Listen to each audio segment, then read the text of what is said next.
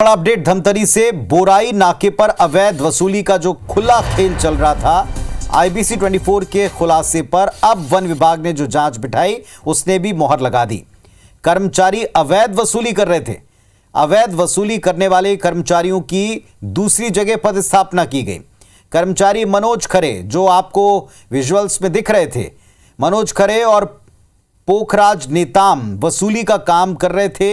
Beat guard Pokhraj Netam suspend अवधि में भी ये वसूली का काम खुद कर रहे थे। वसूली के लिए 2 महीने कैमरे को बंद कर रखा था। मामले में कुछ अधिकारी, पोस्ट के प्रभारी, अन्य कर्मचारी, ये सब जांच के घेरे में हैं। अब एक बड़ा सवाल यह है कि 2 कर्मचारी या 2 से 4 कर्मचारी क्या किसी पोस्ट पर ऐसे अवैध वसूली का खेल लंबे समय से कर रहे हैं और पता नहीं चला? यह गंभीर सवाल है। थे ना, ब्रेक बदल दिए थे क्या?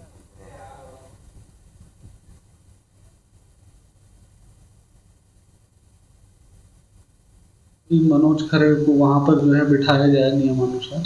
जी, वो उनका जो मूल प्रभार जो है वो बोराई बीट में ही है, वहाँ जो जुड़ा हुआ ही है नाके से वहां पे, पर उनका पदस्थापना मतलब बैरियर के अंतर्गत नहीं था। तो सर वो गलत बैठे थे सर? हाँ जी, अगर वैसे देखा जाए तो उनको वहाँ नहीं रहना था, इस तरीके का जो है वो कृत्य नहीं करना था। वो नाके पे जो हमने पता किया हाईटेक बैरियर में, वो सीसीटीवी कैमरा जो है 2 महीने से शायद बंद है। तो सर फिर हाईटेक कहाँ हुआ? हाईटेक का मतलब ही तो सीसीटीवी है। जी, अब इसका जो है वो जवाब जो है वहीं से ही धमतरी वन मंडल से ही मिल पाना जो है सही रहेगा। अधिकारियों को इस बात का पता भी नहीं, भनक भी नहीं है कि जिसकी वहां तैनाती नहीं है, ऐसे अधिकारी कर्मचारी भी जो सस्पेंड हैं, ऐसे अधिकारी कर्मचारी भी वहां पहुंच करके वसूली का खुला खेल चला रहे हैं।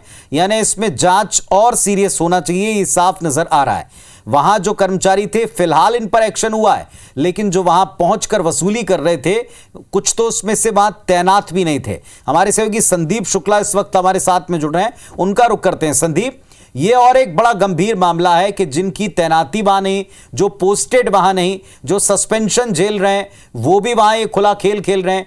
2 महीने से ऑटोमेटिक कैमरा बंद है, एडवांस कैमरा बंद है और अधिकारियों को पता नहीं है, उस पर कोई संज्ञान नहीं।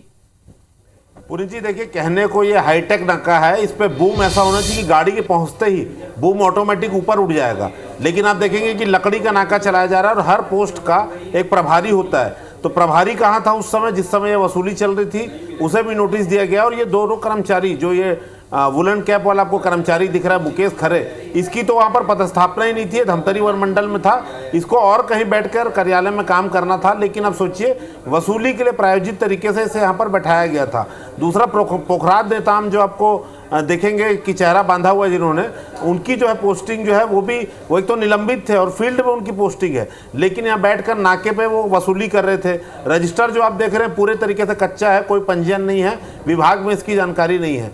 और सबसे बड़ी बात की जो हर पोस्ट में ये जो 2 नाके हैं, कायदे से 2 नाके, गरियाबंद का और धमतरी का, दोनों अगल बगल दस्तावेजों में बताया गया कि 2 अलग अलग नाके दूरी पर ये, लेकिन वसूली के लिए कंबाइन कर दिया गया था। सीसीटीवी कैमरा जब पीसीसीएफ ने, देखिए सोचिए कि तमाम चीज़ों की जांच की, जब चिट्ठी जारी करी और हमने जब बाइट लिया तो इन्होंने बताया था कि कैमरा चालू है। पीसीसीएफ ने चिट्ठी जारी किया, उसके बाद हमने स्थानीय लोगों से अब पता किया तो पता लग रहा है कि कैमरा बंद है।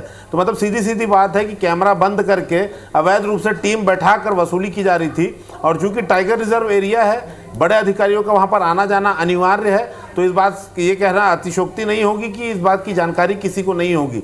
तो पूरा प्रायोजित तरीके से वसूली का कार्यक्रम चल रहा था। तो जितना आप देख रहे हैं लाल घेरे में कैमरे सभी बंद है और इसको ऑटोमेटिक बूम बैरियर यहाँ पर था।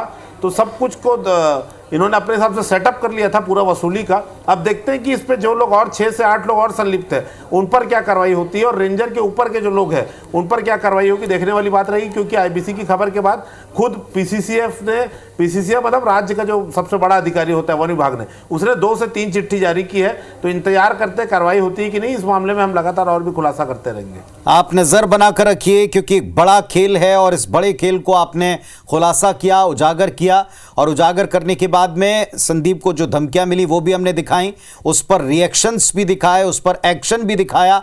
लेकिन अभी भी लगता है कि ये खेल पूरी तरह से खुलना बाकी। बहुत शुक्रिया संदीप आपका फिलहाल इस जानकारी के लिए।